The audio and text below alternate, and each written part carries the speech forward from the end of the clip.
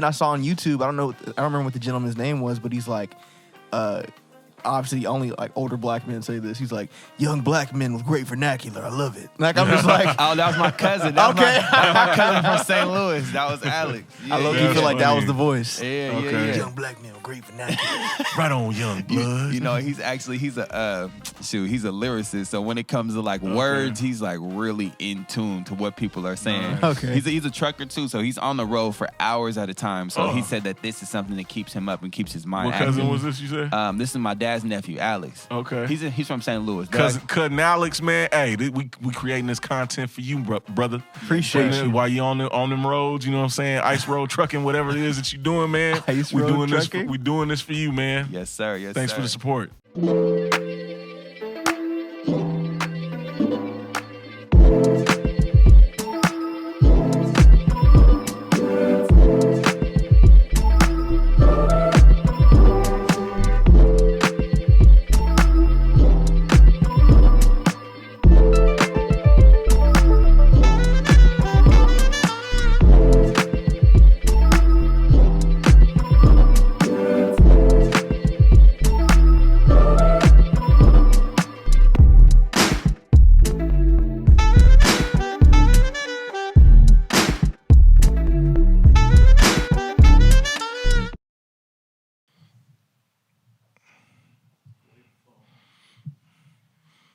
She done been on Power and her character died off and everything, and it's been that long. Wow. So, as you know, we ain't ready to go. Boom. We good? Good.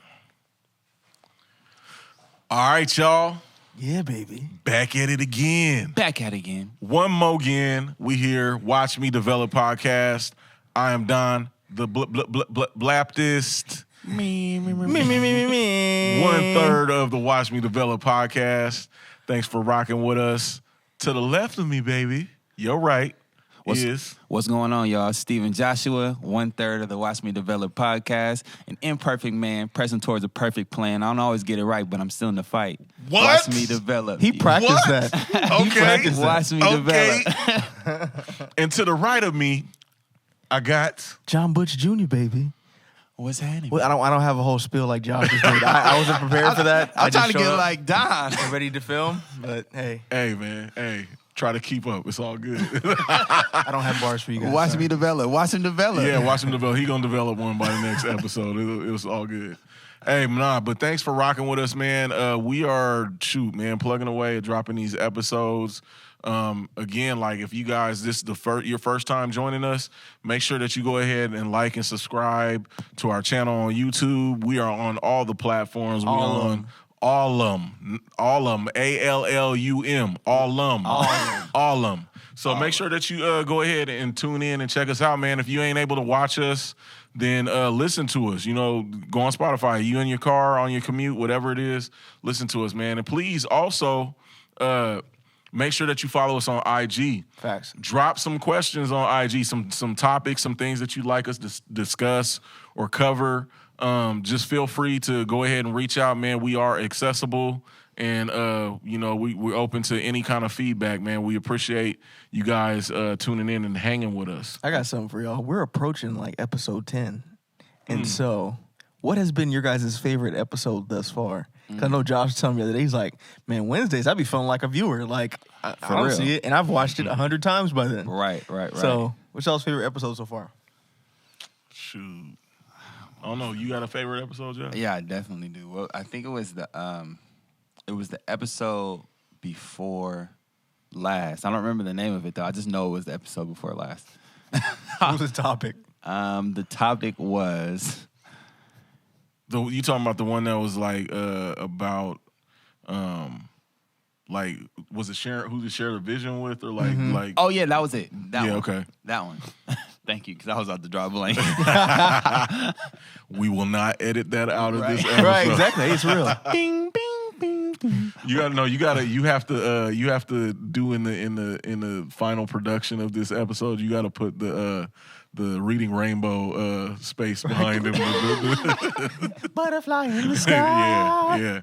Yeah. So your favorite episode was talking about like sharing the vision and like, you know. Yep. Sharing the vision, knowing when to share it, who to share it with, because that's like still really close to me. You know, as I'm just getting and launching Ergo Dog, like I remember that season like very, very vividly. Mm-hmm. So yeah, and it's still super relatable. Cool. What about y'all? Shoot, I'm still trying to figure out. I think, I actually, be honest with you, I think it's probably the last episode when we were talking about grief. You know, still going through it, but like, you know, the thing is I think it was great because you don't hear a lot of people talk about it. And it was also therapeutic for me, man, just, you know, being in the midst of it. I think that was my favorite one. What's funny about it, I think I was sharing it with, I don't know if I was sharing it with either one of you guys, but the episode dropped on Wednesday, and that same day, it just so happened to be a friend of mine who he lost his daughter, like within the last couple of years, lost his daughter, his child daughter, suddenly, and it just so happened that it popped up on my timeline, and I said, you know, I just reached out to him, and you know, asked him, you know, with trying to be mindful of being sensitive and not being insensitive or anything. I was like, hey, man, we just did an episode on grief. You know what I'm saying? I'm not trying to hit you up to recruit a new subscriber or anything, but I just wanted to see if, like, maybe there was something that maybe we mentioned that might somehow help you along the way.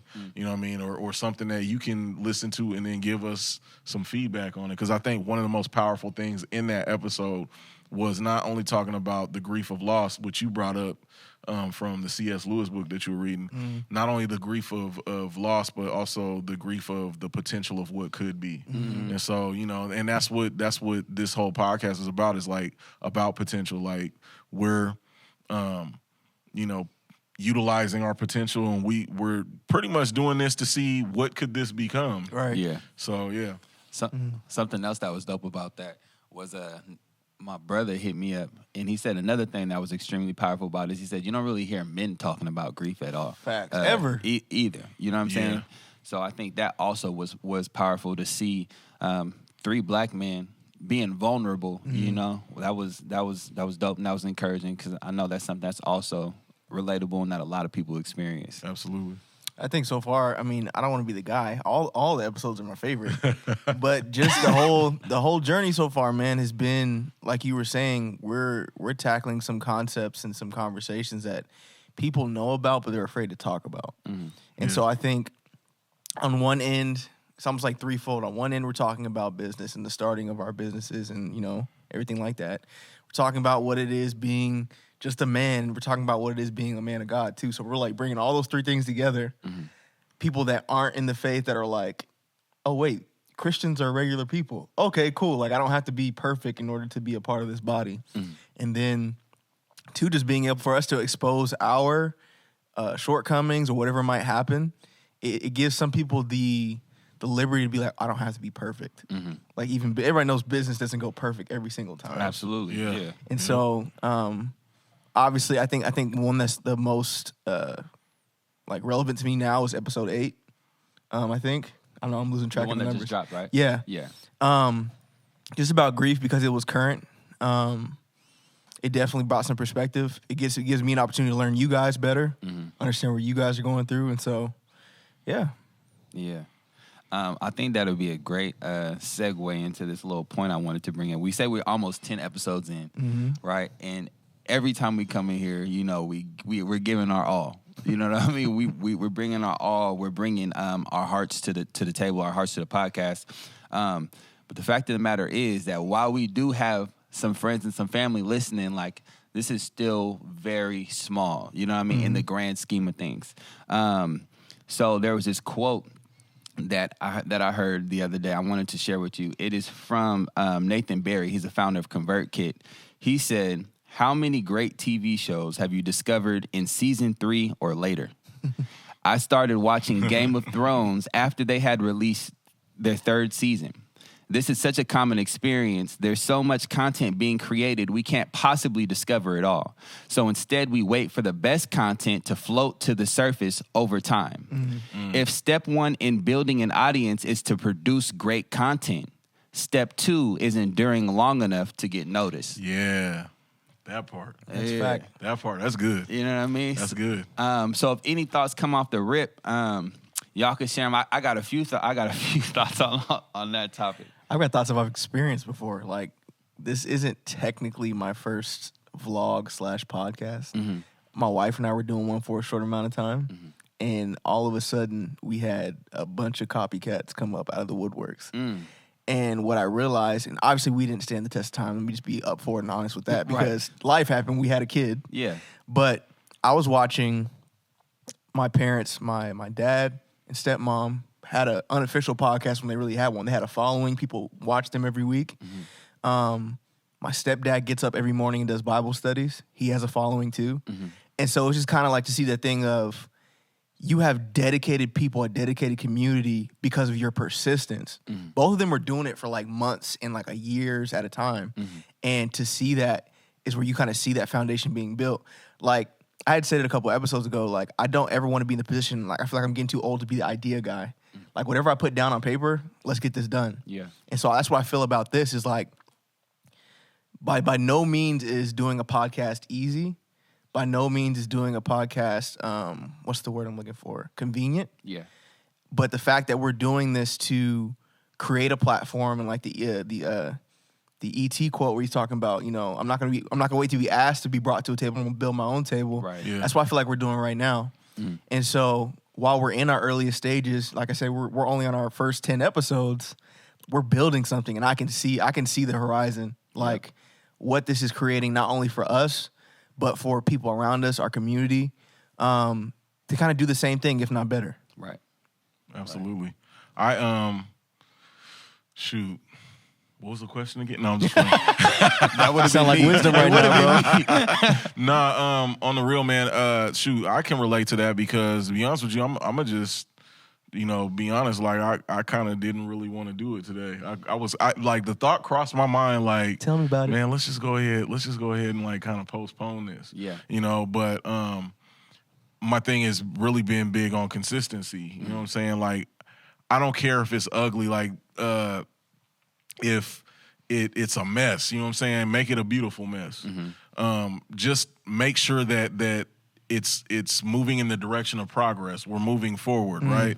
And so with this, it was like, okay, let me go ahead and shake that off and go ahead and do what I need to so we can make this happen, and just trust that everything is going to turn out the way that it's supposed to. Because I just saw, you know, somebody that's an expert. They were saying, I don't know how much of an expert they are, but somebody they're an expert at their level, right? Let's just say they're an expert at their level. That does podcasting and content creation, and they were saying that rule of thumb is typically your first 10 episodes, nobody's watching. Exactly. Nobody's paying attention. Hi, guys. So thank you guys. Thank you guys for not paying attention to any of this. Right. No, but for those of you guys that are tuned in, you guys really love us. So we promise that we're working on some things to actually, you know, with membership comes rewards, man. And so membership has its benefits. It has its benefits. So for those of you guys that have been rocking with us from these small beginnings, we are working on some things in the near future that we can reward you with. Like, we're still working on with our first 150 followers, subscribers. So hey, help us get there, man. Help us get there, can't do because this we by got ourselves. some stuff. We got some merch. We got some product, some stuff that we want to put in your hands for supporting us. And yeah, so again, man, consistency. I really like that you brought that up, because it's true. There's been tons of content, shows and stuff, and I'm like, where did this come from? It even more so with me, like, a lot of people didn't know, especially, you know, with younger generations, a lot of people only know Michael Jackson from, like, bad and newer. I'm like, bro, y'all don't know nothing about Off the Wall, Thriller, none of that, none of that stuff. Like some of the most epic work he's ever done, and that's what it tends to be like, you know. Yeah, I think you bringing that point up, this really kind of puts things into perspective for our audience, because we are so new, right? We're fresh, and you guys are literally watching us develop. We're not even 10 episodes in. But when you think of like an artist, for instance, or a song that finally makes the radio, you'd be like, oh man, so-and-so, they blew up overnight. When in all honesty, it's like that person has a whole catalog of music. They've probably been in the industry for the last 5-10 years. And this is just the first song that you heard, right? So now you can double back and go listen to the rest of their catalog. But that's exactly where we're at in the process right now. It's funny you bring that up, because I think it was a couple years back, my family and I, my wife and like my mom, my aunt, and my cousin went to go see PJ Morton in concert. And so for those of you guys that don't know who PJ Morton is, he's Paul S. Morton's son. So he's been in music his whole life. Bishop put some respect on his name. But the fact that, you know, he obviously popped up as a solo artist. He's been a solo artist for some time now, not realizing that he had been in the church doing music this whole time and like writing like major gospel songs that we know, and then is a part of Maroon 5, and then wait, hold up, what? Wow, PJ is part of Maroon. What? Playing the key. You didn't know that? No. Yes. So it's like people don't really know who you are until, you know, like you said, the quality really comes through, and the quality's already been there. Yeah, it's just a matter of him being refined and being able to make his own thing. Okay. Oh, come on, you gotta know these Wikipedia facts, man. Hey, for real, man. Shoot, I had no clue about that. And even in speaking to the refining process, right? One of the good things about the humble beginnings is you get the opportunity to be refined, right? You can lock in your process. You know, you can kind of dial in a system, or you can dial in your policies, whatever the case may be, early on before business really starts coming, or before we really start getting viewership. We can start really coming into our craft. You know what I mean? Absolutely. It's about development, man. Yeah. We're developing. You know, we're finding our voice. We're finding a lot of things, you know, finding out about each other, finding out how to, you know, how our chemistry works together. Right.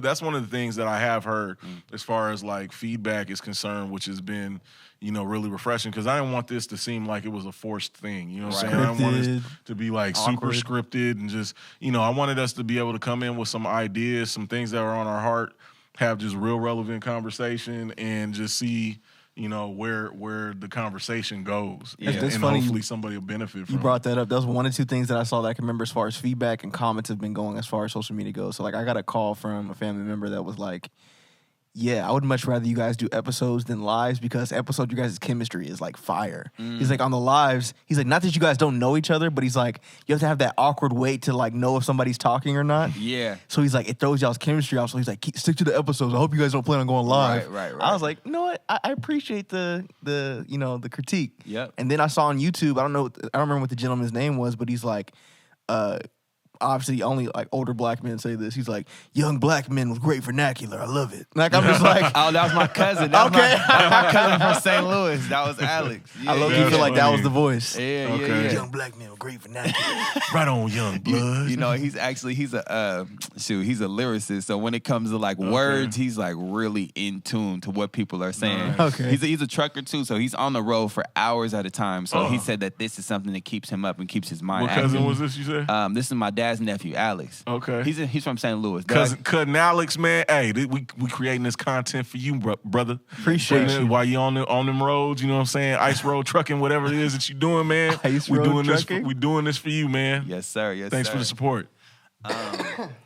But yeah, in regards to you know, endurance, or even like brands, something that was interesting that Pastor John said yesterday was you know, he's been talking about the church being known as a house of prayer, right? And in order to be known as a house of prayer, like the people have to be praying. And he was saying, like, what is Chick-fil-A known for? They known for serving chicken, because that's what they do. You know, chicken consistently, Jesus, over time. You know what I mean? And I feel like just that thought of being consistent. In this same quote, the cat Nathan Barry, the founder of ConvertKit, he had said that he goes on anyone's podcast as long as they have over 100 episodes in, because that's how he filters out the people who aren't serious. You know what I mean? That's dope. You know what I mean? So it's like, Man, we look like we Challenge have accepted. Nathan Barry on here, episode 105. Yeah. Speaking, the fact that you brought that up, Huh. let's just put it out in the air. Y'all thinking about interviewing anybody? Absolutely. Let's just throw it in the air. Absolutely. Let's see if it sticks. Absolutely. Do Who we gonna interview? Do it. Man, look, being the fact that we here in Suisun City, bro. California. Come on, bro. Suisun City, California. Today, actually, it's his birthday today, 4/11/2022. Oh, yeah. Happy I'm birthday. calling this happy birthday, Uncle Rick Rock. We need you on the podcast. When Rick Rock beats, fella, I'll rock. Rick Rock Beats. We doing an interview with Rick Rock Beats, man. Got to, definitely have to. Putting that out there. I look forward to interviewing some of our viewers that have started businesses because of this podcast. I love that. That too. Yep. I look forward to Because that. we actually have had somebody that has given us that feedback. So She told me, and yeah, I was like floored. Man, me too. So yeah, we definitely and I already know there's like no doubt in my mind that the business is going to be successful and it's going to succeed. So that's what I'm really excited about. That something as small as this could inspire. Man, again, it's like the whole seed. Right? Facts. We can look in fruit and we can see how many seeds are in there. We can count it. But we can't look in the seed and see how many fruit are going to come from that seed. Yes, sir. So, hey, I'm looking forward, man, to much fruit coming from this. Heck yeah. That's exciting. That's really exciting. It is, man. The whole time she's all telling me, she's like, yeah, I got a chance to watch your guys' podcast. I was like, oh, thank you for the support. Not realizing somebody else told me, oh, no, she's starting a business this year. I'm like, yo. Yeah. Right. Okay. Yeah. All right, bet. Yeah. Yeah. That's awesome, man. Shoot, was there something else you was gonna say? Nah, yeah, there definitely was. Definitely. Okay. So in regards to like being consistent and doing whatever it is that you do consistently, at some point you're going to get constructive criticism is on the positive end of the spectrum. But if you go long enough and you grow big enough, at some point you're gonna get hate, right? You're gonna experience haters. The more people that hear about whatever it is you got going on, it's gonna be running across people's feed and down their page that people that you maybe would never talk to ever in life. And if you sit back, you think of anyone who is big in whatever it is they do, whether it be Russell Westbrook, you know what I'm saying? I know he's getting a lot of hate right now, you know what I'm saying? But he's in the league, right? He's in the league. He made it to the league. That's a part of it. The biggest stage, yeah. Yeah, he's not at the biggest stage. Or if you hear about, I don't know, like Mike, anybody who's big in whatever industry is, you're going to get hate.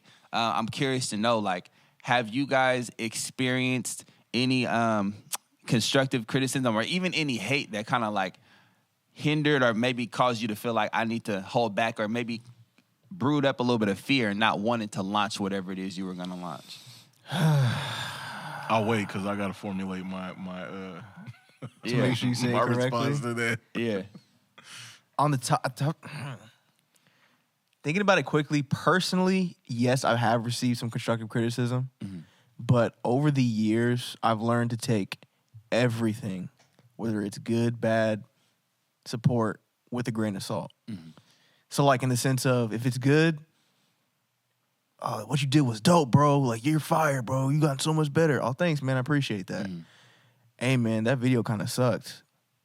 Okay, I appreciate it. Thanks for that. Right. And not trying to ride the highs too high and ride the lows too low, if that makes sense. Yeah. Because if I'm living life like a roller coaster, you know, life brings its troubles and tribulations, but at the same time, when it comes to constructive criticism, I choose not to give people that kind of power over how I operate. You know what I'm saying? I take what I can out of it. It's almost like, you remember being a kid and you get your dinner. I don't know if y'all grew up in houses where you get your dinner, you got to eat it, but it's almost like eating around the stuff that you really don't want to consume and eating what you think will edify you most. That's how I take it. And that and like I said, it comes both ways. Yeah. When you were speaking earlier, it reminded me of just recently with our viewership and our followers on our church's social media, right? Yeah. You saw it? Yeah, that's the whole reason that literally was I was Are like, you talking about the fake Ryan Gosling dude? Yeah. bruh, Right. that's literally what sparked this. So video. so Yeah. I immediately got a text from our admin for our social media page. He said, "Hey, do you want me to take this down?"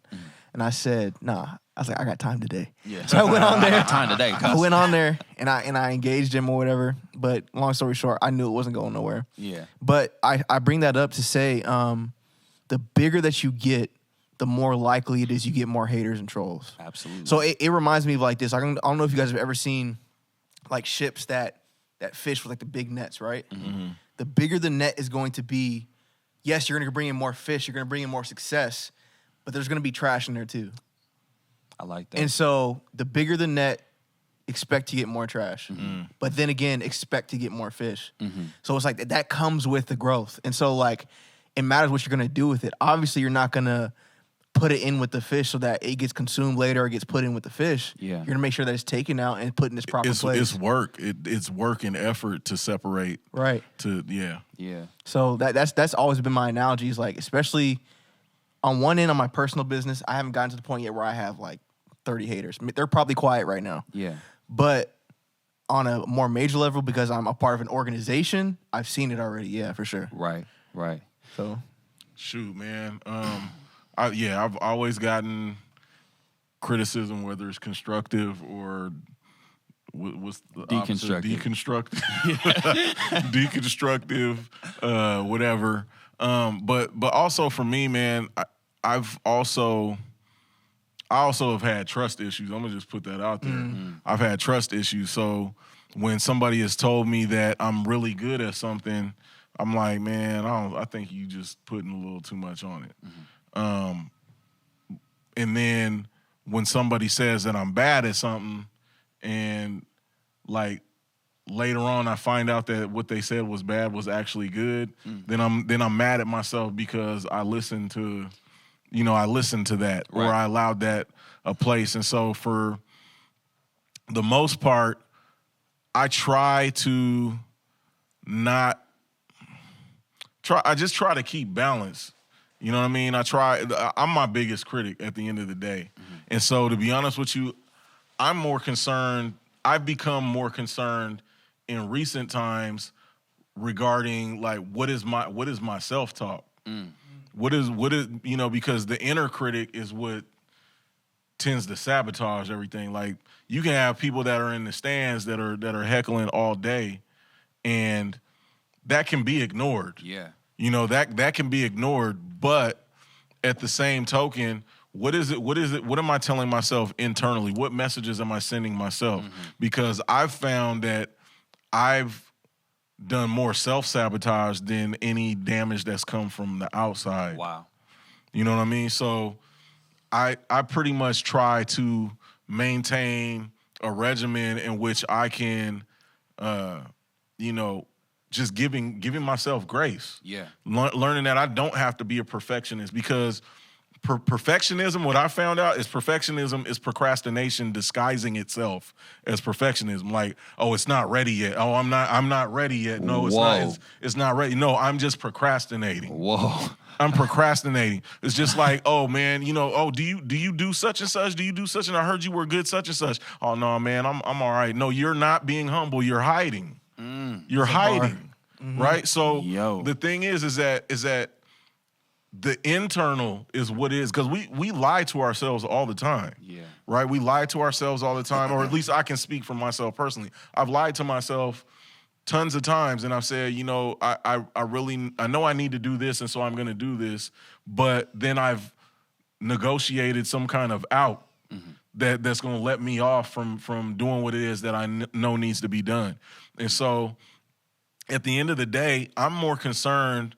I'm not so much concerned about haters. Let them hate. That's their job. You know what I'm saying? Yeah. Those that are gonna rock with you, they're gonna rock with you, and they don't even necessarily need to say anything to you to show you that they're supporting you or that they believe in what it is that you're doing. But at the same time, I need to be kind to myself. I need to watch make sure that I'm not doing violence to myself and setting myself up for failure by not staying committed to the task at hand. Mm-hmm. I like what I like that you said. One key word that you said out there. And you said a lot, bro. We got a lot of clips for IG all leading. kinds. Yeah, all tops with just that little exhortation you just gave us. But was hecklers. I will never forget when I first started running ads to the to the product, to the leash. Right? I started paying for traffic. I started paying to get my product in front of people. Now, a couple episodes ago, we talked about, keeping the idea, knowing when to share it, right? And it has this protective phase where it's kind of like in the womb before it really knows or before it sees the light of day, before anyone else knows what you're working on but you, right? But then you end up giving birth to the idea and other people are able to see it and know what it's about, know its name, like all those types of things. And then you really send it into the real world. So when I started running traffic to the leash, into the commercial and the idea, the concept, where it was like, all right, as many people as could say, I think like 50,000 people ended up seeing it. I started getting some of the most negative thoughts about it that I had heard yet, because only friends and family had heard about it up until then. Now these are complete strangers behind keyboards that will never have to be held accountable for the things that they say. Right. And why do you think that means so much to you? Like why would that mean anything to you? Like these are people you don't know. Right.